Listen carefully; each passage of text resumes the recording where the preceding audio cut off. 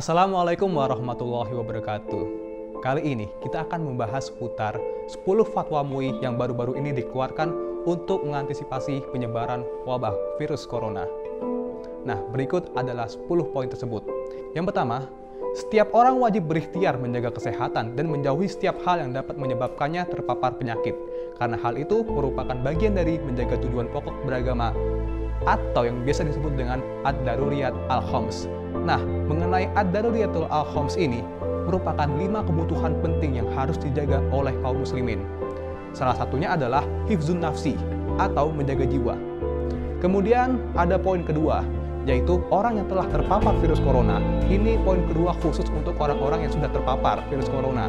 Untuk mereka, wajib menjaga dan mengisolasi diri agar tidak terjadi penularan kepada orang lain. MUI berpandangan terhadap yang terpapar virus corona. Yang pertama, sholat Jumat dapat diganti dengan sholat zuhur di tempat kediaman.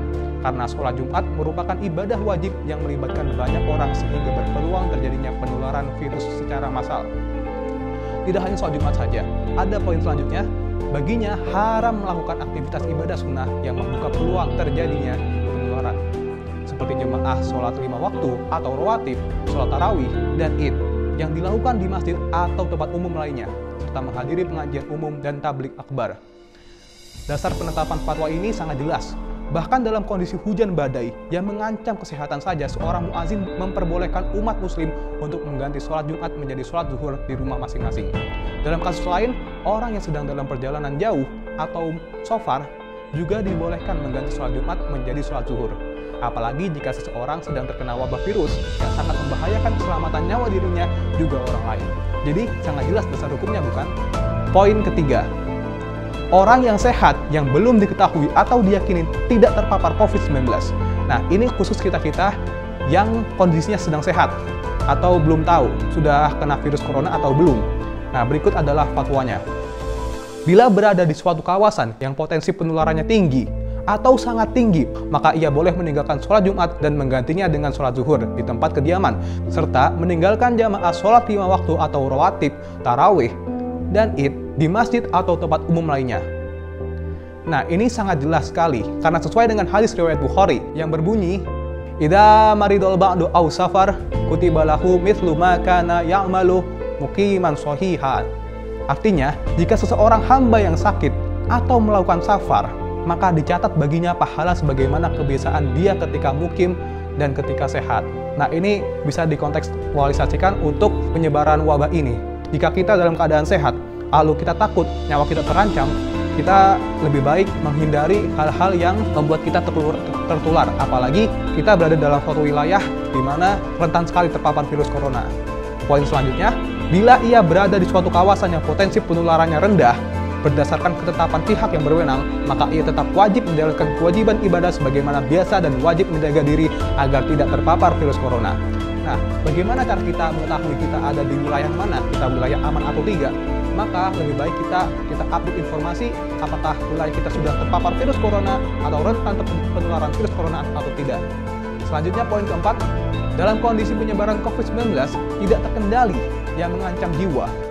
Ini dalam kondisi yang sudah tidak terkendali lagi dan sangat mengancam. Ada 2 poin, yaitu umat Islam tidak boleh menyelenggarakan sholat Jumat di kawasan tersebut sampai keadaan menjadi normal kembali dan wajib menggantikannya dengan sholat zuhur di tempat masing-masing. Kemudian poin selanjutnya, tidak boleh menyelenggarakan aktivitas ibadah yang melibatkan orang banyak dan diyakini dapat menjadi media penyebaran COVID-19. Seperti jemaah sholat 5 waktu atau rawatib, sholat tarawih, dan id yang dilakukan di masjid atau tempat umum lainnya, serta menghadiri pengajian umum dan majelis taklim. Untuk fatwa ini tentu kita diharapkan untuk patuh karena fatwa ini dibuat oleh majelis yang ahli dalam agama.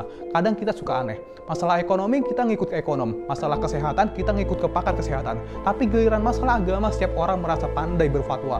Maka kita nggak usah ngeyel dengan bilang jamaah di masjid kan wajib, kumpul-kumpul dalam tablik akbar kan pahalanya besar. Habis saja menganjurkan kita menjaga kesehatan. Masa kita melakukan yang sebaliknya? Kemudian ada poin selanjutnya yaitu poin kelima. Dalam kondisi penyebaran COVID-19 terkendali, umat Islam wajib menyelenggarakan sholat Jumat. Nah, ini jika dalam kondisi masih terkendali atau masih bisa dikendalikan, maka masih tetap wajib sholat Jumat. Nah, bagaimana kita bisa mengetahui apakah wilayah kita ini masih terkendali atau tidak? Maka inilah pentingnya keterbukaan data. Maka dari itu kita harus tahu kita berada di wilayah yang aman atau tidak. Apabila wilayah kita aman, maka fatwa pada poin ini berlaku. Nah, selanjutnya ada poin ke-6.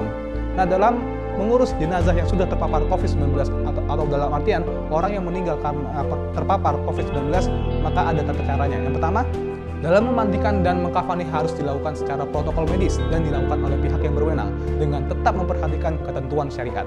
Kemudian yang kedua, sedangkan untuk mensolatkan dan menguburkannya dilakukan sebagaimana biasa dengan tetap menjaga agar tidak terpapar COVID-19. Yang ketujuh, umat Islam agar mendekatkan diri kepada Allah dengan memperbanyak ibadah, taubat, istighfar, zikir, membaca kunut nazilah di setiap sholat fardu, memperbanyak sholawat, memperbanyak sedekah, dan senantiasa berdoa kepada Allah Subhanahu wa Ta'ala agar diberikan perlindungan dan keselamatan dari musibah dan mara bahaya, khususnya dari wabah COVID-19. Poin ke-8, tindakan yang menimbulkan kepanikan dan atau menyebabkan kerugian publik seperti memborong dan menimbun bahan kebutuhan pokok dan menimbun masker hukumnya haram. Nah, di sini saya mengajak seluruh umat di Indonesia untuk bersinergi untuk mengatasi wabah corona ini. Bagi kamu yang mampu membantu, ayo kita bantu yang sedang membutuhkan. Jangan malah menyulitkan orang lain. Jika kita bisa buat hand sanitizer, ayo kita buat yang banyak. Jika kita punya banyak masker, ayo mari berbagi. Jangan memanfaatkan keadaan untuk keuntungan untuk diri sendiri. Nah, poin yang ke-9, yaitu mewajibkan umat Islam untuk mendukung dan mentaati kebijakan pemerintah yang melakukan isolasi dan pengobatan terhadap orang yang terpapar COVID-19 agar penyebaran virus tersebut dapat dicegah.